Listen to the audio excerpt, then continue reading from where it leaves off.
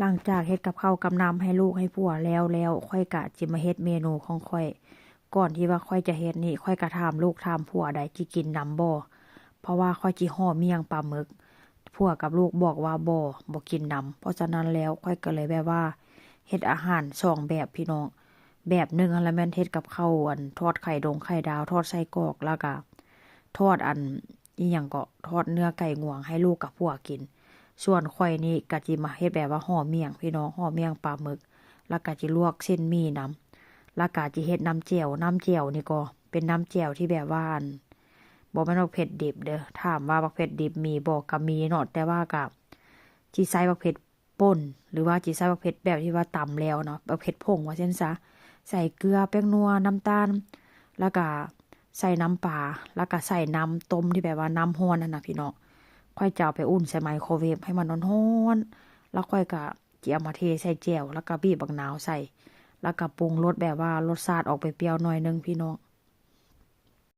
หลังจากลวกนวดปลาหมึกแล้วค่อยก็จิมาลวกเส้นตอนแรกเนาะก็ว่าจีลวกเส้นหมี่เพราะว่าเส้นหมี่มันสุกไวหั่นนะแต่ว่าไปหาทุกซอกทุกมุมแล้วหาตู้นั้นตู้นี้ก็บ่มีเพราะฉะนั้นแล้วค่อยก็เลยแบบว่าเอาเส้นเล็กมาลวกแทนว่าเส้นซะเวลาเขาสิกินนี่บ่มีนะแต่ว่าเวลาเขาบ่กินนั่นก็เห็นดีเอาไว้ดีโพดพี่น้องถามว่ามันมีบ่มันก็มีหั่นล่ะแต่ว่าค่อยลืมบ่อนไว้เพราะว่าค่อยเอาไว้เกะค่อยหั่นล่ะมันเต็มเกะหั่นน่ะเราไปไว้บ่อนอื่นบ้านยามที่มากินนี่หาบ่พอว่าเอาไว้บ่อนใด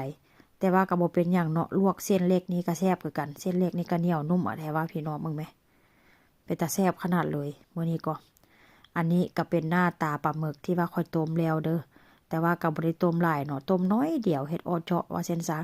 แต่ว่ามื้อนี้ก็คือสิแบบว่าบ่ได้ถ่ายคลิปหรือบ่ได้ถ่ายวิดีโอลงเด้อพี่น้องเพราะว่ามันค่อนข้างจะดึกแล้วว่าเส้นซะแล้วอันนี้ก็เป็นแจ่วที่ค่อยเว้ามาล่ะอุ่นน้ำร้อนใส่ไมโครเวฟบีบบักนาวเกลือแป้งนัวน้ำปลาแล้วก็ใส่ข้าวคั่วแซ่บเห็นหน้าตาแบบนี้แต่ว่าความแซ่บนี่ก็ยกโป้เลยแล้วก็นี่เป็นลวกหมี่ที่ว่าค่อยลวกหั่นพี่น้องมันก็บ่ได้อ่อนหลายแต่ว่าก็บ่เป็นหยังเนาะก็แซ่บคือเก่าหั่นล่ะแต่ว่าเส้นมันค่อนข้างจะบ่ขาดเด้ว่าเส้นซะแล้วก็นี่ก็เป็นผักมีสลัดแล้วก็มีสะระแหน่ขาดหอมปลอมแต่ว่าก็บ่เป็นหยังเด้อพี่น้องสิกินอีหยังนี่ก็แต่ละมื้อนี่ก็มีแต่แนวขาดถึกใจค่อยแหงแล้วแม่น้ำแจ่วนี่ล่ะโดนๆได้กินเทื่อนึงที่ตำแจ่วก็คือยากตำพี่น้องเพราะว่ามันดึกละมาเด้อมากินนำกัน